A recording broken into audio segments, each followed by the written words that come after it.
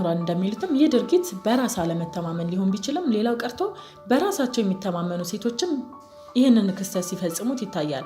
አንድ ሴት ምን ያህል ተፈላጊ መሆኗን ለማሳየት ከምትጠቀምባቸው ነገሮች ውስጥ ጥቂቶቹ የሚከተሉት ናቸው። ስላለፈው የወንድ ጓደኛሽ አሰልቺ ነገሮችን ማውራት፣ ለአሁኑ ጓደኛሽ ስላለፈው ፍቅረኛሽ መጥፎ ነገር ማውራት። የአሁኑን ያስደሰትሽ ይመስልሻል እንጂ ትዝብት ላይ ነው የሚጥልሽ። አበሻ ሲተርት ሰው ሲታማ ለእኔ ብለህ ስማ ይልም አይደል? ይህንን ስትይ ስህተቱን ቢያምንም እንኳን አሁን እኮ ከቀድሞ ፍቅረኛ ጋር ብገናኝ ደስ ይለኛል እያልሽ እየተቆጨሽ ስለሚመስለው እየተጠራጠረሽ ጭምር ሊመጣ ይችላል። እናም ከተዘጋ ዶሴ ከፍተሽ ማነብነቡን ብትተዩና ጠንቀቅ ብትስ ምን ይመስልሻል? የአፍ ወለምታ በቅቤ አይታሽም የሚል ትልቅ ሰው አጋጥሞሽ አያውቅም? እናም በዚህኛው ፍቅረኛሽ ላይ ተሳፍረሽ ወደፊት እንጂ የምን ፊርማታ እያሰብሽ መቆዘም ነው።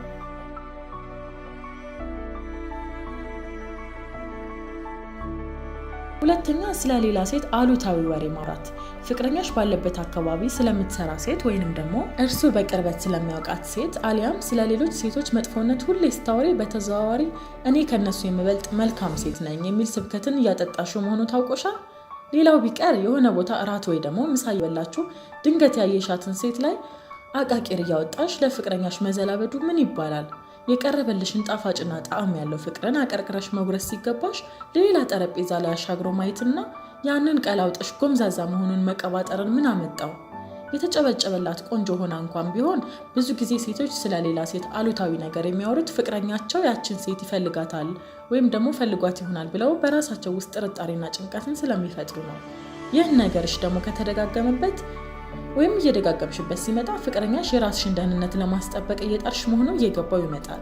በተለይ ደግሞ አንቺ የምታስቢው ነገር ከፍቅረኛሽ አይምሮ ከሌለ በጣም ሲበዛ ይታዘብሻል። ይህ ሰው ቤት ሄዶ የመፈትፈት ባህሪ ካለሽ ብትታዩስ ምን ይልሻል? ከማንም በላይ ቆንጆና በራስ መተማመን የሞላ ሴት መሆንሽን በራስሽ ሜዳ ለፍቅረኛሽ ማሳየት እኮ ትችያለሽ። ስለ የትኛውም ሴት አሉታዊ ነገር አታውሪ። ራስሽን አክስፈሽ ለማሳየትና የሌሎችን ሚዛን አቀለሽ ለማሳየት አትሞክሪ። ብቻ ይህንን አመል ታዩ።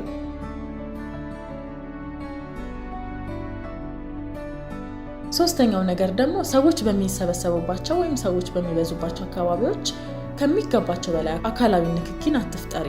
ከፍቅረኛሽ ጋር ህዝብ በሚበዛባቸው አካባቢዎች ልትንቀሳቀሱ ትችላላችሁ። በዚህን ጊዜ ፍቅረኛሽ እጁ ልትጨብጪ ወይም ደግሞ ልታቅፊው ትችላለሽ። ይህ ምንም ማለት አይደለም። ነገር ግን በተለያየ ጊዜ እየዘለልሽ በፍቅረኛሽ ላይ የምትጣበቂ ከሆነ ይህ ፍቅረኛሽ በፍጹም ፈጽሞ የማይወደው ነገር ይሆናል። ላይመቸውም ይችላልና ታዩ። በዚህ ላይ ሌሎች እንዲያዩሽ ብለሽ ወይም ደግሞ እይታ ለመፍጠር የምታደርጊው ይመስልብሻል። አስፈላጊ ካልሆነ በስተቀር ምንድነው አስሬ እንደ ጉሬዛ ሰው ላይ መንጠልጠል?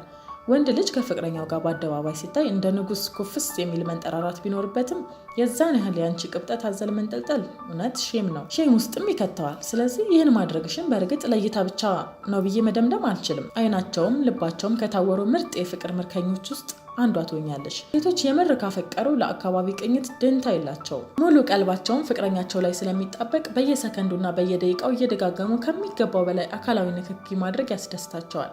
አንቺም ለሱ ካለሽ ፍቅር የተነሳ በህዝብ መሃል መጎንተልና መንጠልጠል ምንም ላይመስልሽ ይችላል። እሱ ግን ካልተመቸው ምን ታደርገዋለሽ?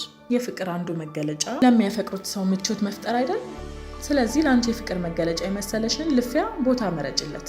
ከሁሉም የከፋው ስህተት ግን በሰው ለማየት ብለሽ ይህንን ድርጊት የምትፈጽሚ ከሆነ ነው። ወንድየው ሸሽቶ ሁሉ ሊሄድ ይችላል። ስለዚህ ሁሉ ነገር በአግባቡ ሊሆን ይገባል። በአግባቡ ቢሆን ጥሩ ነው። እውነተኛ ስሜታቸው ሳይመጣ ወሲባዊ በሆነ መንገድ መቅረብ ይህንን ስህተት የብዙዎች ሴቶች ስህተት ነው ይባላል። ብዙ ወንዶች የሚመሩት ወሲባዊ ባልሆነ መልኩ ስለሆነ በዚህ ደካማ ጎናቸው ብንቀርባቸው ልባቸውን በቀላሉ እናገኘዋለን ብለው ያስባሉ። የስነ ልቦና ምሁራን እንደሚሉት ሴቶች ከሚፈልጉት ወንድ ጋር በፍቅር ለመቀጠልና የፈለጉትን ነገር ለማግኘት ሲሉ ወሲብ ይፈጽማሉ። ወንድ ልጅ ሁለቱንም ስሜቶች የመረዳት ኃይል ያለው ሲሆን እውነተኛ ስሜቱንና ወሲባዊ ስሜቱን ማግኘት የቻለች ሴት ስኬታማ ናት ተብሎም ይታሰባል። አንቺ ግን ፍቅረኛሽን በዚህ መልኩ ይዘዋለሁ ብለሽ አታስቢ። ወንዶች ሁሉም ለወሲብ ስሜታቸው